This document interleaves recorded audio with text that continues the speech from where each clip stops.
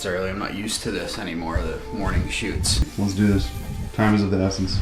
Okay.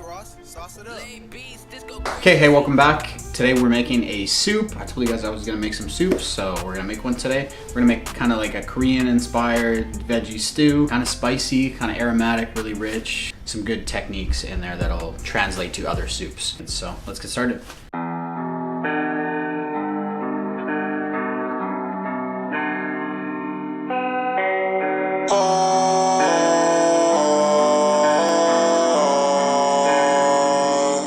Yeah, she took a headshot.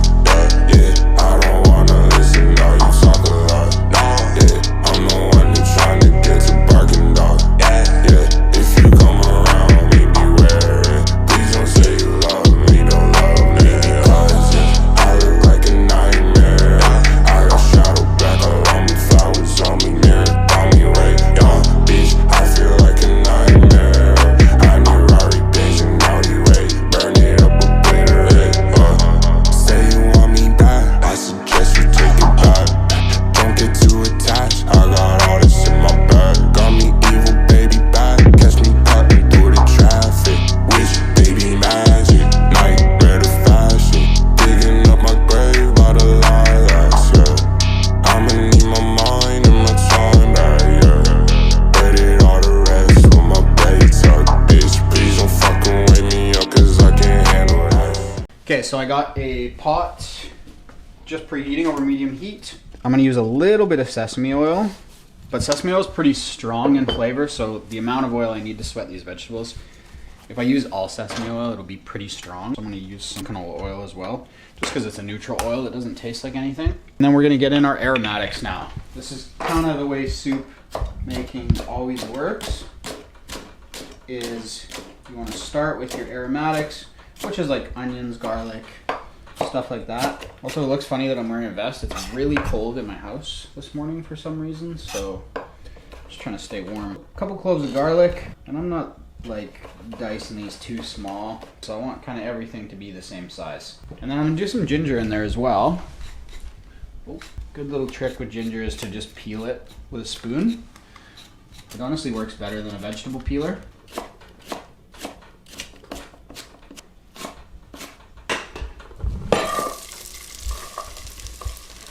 Let these kind of sweat over medium heat until they start to get soft, translucent. Make sure all these onions are broken up.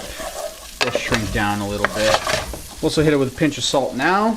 So when I make a soup, I like to, however I want the soup seasoned for the most part, I'll do at this stage, and then you'll do a final season and adjust at the end. And if you kind of work off this principle, I feel like your soup always turns out. So let's say you're making a completely different soup than we're making today, but you're doing your onions and garlic. Now is the time you want to add your dried spices. If you're making, like, let's say a curry, this is the time you want to toast your curry paste, dried herbs and stuff like that. All that stuff would go in now, just so you can start to develop that flavor a little bit with the onions and garlic. So what I'm using today is, and you guys have seen me use this stuff many times, this is gochujang. It is a fermented Korean chili paste. And it's got a nice fermented flavor, and it's like, for me it's mild spicy, but if you're not used to spice, it can be a lot maybe. And I'm gonna go in with a generous amount of that, maybe like 2 heaping tablespoons. And so with pastes, again, like miso, curry paste, things like that, you wanna toast it, because you'll bring out the flavor a little bit more. With things like spice especially, when you toast it in that oil, it will get spicier. So I'll just break this up and let that paste toast a little bit. You see our onions are like already getting clear. So it's fucking spicy. First thing in the morning, I don't know if I really want to eat spicy soup, but I got some veg stock. This is the veg stock I showed how to make in a video a couple weeks ago. So if you haven't seen that video, go check it out. If you need to know how to make a simple veg stock, it comes together in about an hour. I keep mine in the freezer, so I just pulled it out. It's still kind of frozen, but it'll melt in the soup. Yeah, you can freeze it, and you always have it. Once these onions are nice and soft, that's toasted a bit. So I'm gonna go in with my veg stock. Put that big veg stock ice cube in there. That'll melt down pretty quick. Now you can kind of crank the heat up You want to bring this up to a boil, and then we'll turn it down to a simmer for our veg. The vegetables I'm using today are super classic. You don't have to use these ones. Some celery and carrot that I diced. A russet potato that I diced as well. I just diced all this stuff ahead of time for filming's sake. If you're doing the same, and let's say you just want to prep for the week, if you cut potatoes, just make sure you hold them in water or they'll oxidize and they'll actually turn brown. So I just left them in water overnight. The cool thing about putting a potato in your soup is potato has starch in it. Starch is a natural thickener. So naturally, as it cooks down, it will actually thicken your soup a little bit. Plus, we're gonna simmer it unlidded. So what's gonna happen is that's gonna reduce. You're gonna end up with a thicker soup. So while I wait for that stuff to come up to a simmer, I just have a brick of smoked tofu in here. I really like the smoky flavor. And what happens when you put something smoked into liquid is you end up smoking the liquid. So it'll make it taste really nice and savory. And also, since I'm always trying to get enough protein, it'll help in that regard too. But yeah, if you, let's say you're a meat eater and want to use some meat, feel free to do that. If this is like, soups are great to use like leftover meat, leftover vegetables, just kind of about timing. So if your meat's already cooked, you just want to add it at the very end and you just want it to heat through. Or if you're using even like some like old roasted vegetables that you have left in your fridge, you can absolutely add those to a soup. You just want to add them at the end. You just don't want anything to get overcooked. So we don't want to put cooked vegetables or cooked meat in with our raw vegetables because obviously those are going to take 10 minutes to simmer. It's fucking early. We've been filming at nights, so it's 10 a.m. I mean, soon when we have the lights set up, we can just do it at 3 a.m. or something like that. True. I'll put my veg in. And that is pretty much that. So let these simmer until they're soft. With the veg as well, I did cut, you can kind of see. So I did try and cut everything relatively similar size. I like everything a little bit smaller just because then when I'm eating it with a spoon, there's a good chance you're gonna get more than one thing. Just for me, like if I'm gonna put a bunch of ingredients, I would, the hope is that every bite you can get a little bit of everything, and just know that it will take a little bit longer to cook if your vegetables are cut bigger. So a little bit of extra time with the knife will save you cook time. Yeah, we're balling over here. YouTube's been pretty good to us. Get these brand deals and shit, you know. Actually, today is October 1st, so rent is due. My landlord only accepts cash because she's old school. Okay, so this is boiling pretty intensely. I'm gonna turn it down to a simmer. We'll let it simmer about, I don't know, 10-20 minutes. Then we'll kind of do our final season. I'll take you through that. We'll check in on it in a bit. We're checking in on the soup. Tastes pretty good. I think I kind of like this consistency. I don't think I want to do it too thick today. Because I'm going for like kind of a kimchi vibe, I'm going to keep it a little bit not thick. Like this is good for me. The potato starch just like thickened it up a tiny bit. The vegetables are soft. So right now I'm just going to add all of this smoked tofu. I'm just going to let it simmer for about a minute. Try and pull some of that smoke flavor out of the tofu. And then I'll just turn the heat off. Oh, I almost dropped that. Give this a nice mix around. Yeah, I had to make a new veggie soup. Well, we had to make a new meat soup and veggie soup every 2 days. I always like doing the veggie ones more because they're a little more challenging. Meat is like kind of a big crutch. And people love meat, so you didn't have to make the soup that good, and people would just be like, well, I'm getting bang for my buck. So I really like veggie soups because it's a little bit more challenging to develop flavor, and you really got to pay attention to your technique and seasoning. So this one, I actually used to make this like quite often, and I would put a little bit of kimchi liquid in there as well. But today we're going to garnish with kimchi.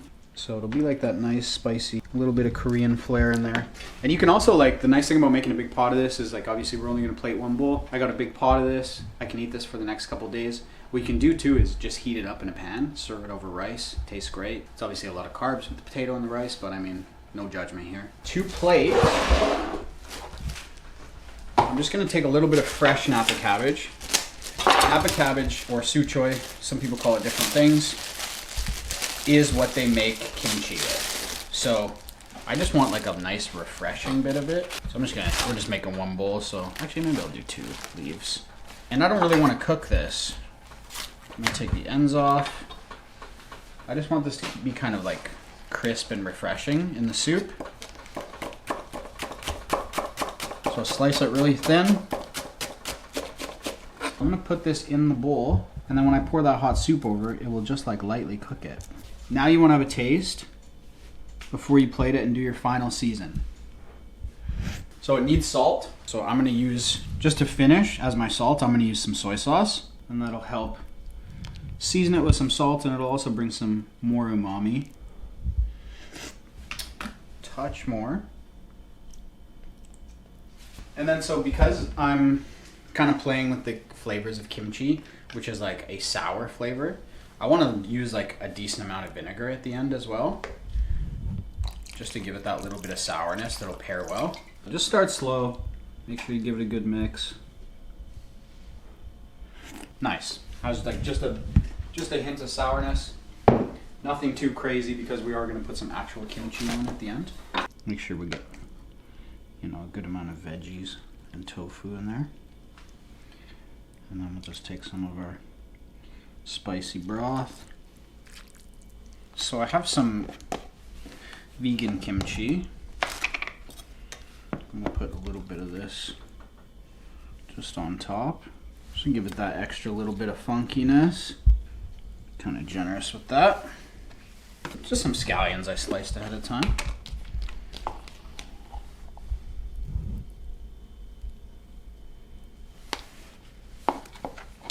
Little refreshing bit at the end, but yeah, feel free to use whatever herbs you want.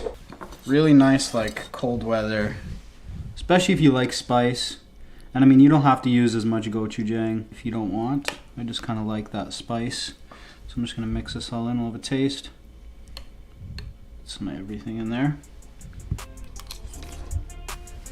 That's so good. I think like the smoked tofu is like super nice in there. The whole thing tastes like smoky and spicy and rich and really satisfying. Vegetables are like cooked just enough. They're not like super mushy and falling apart and been cooking for 3 hours or something. The kimchi in there is super nice. It's like just the right amount of sourness. I think that was like the perfect amount of vinegar. It's seasoned well. I'm gonna try some of this fresh Napa cabbage. Still like crisp and refreshing when you do it that way. So I think plating it like that style, like cutting it raw and just plating it over top is kind of perfect. So that's a soup I've been making for a few years. I love that soup. If you guys want to see some more soups, just let me know. I'm obviously gonna do some more just because it is the season, but I'll try and space them out with some other stuff as well. But if there's specific soups you want to see, I have a vegan pho if you guys want to see that. This pairs well with coffee actually. You wouldn't have thought so because it's spicy. I've been getting lots of photos lately on Instagram, and I really appreciate those people who are like actually engaging in my recipes. It like, regardless of how many subscribers we have, like getting the photos is like, damn, like this feels so successful that we're just like able to do that. So I appreciate anyone who does that. It makes me feel really nice. That's it for the video today, and yeah, I'll see you guys in the next one.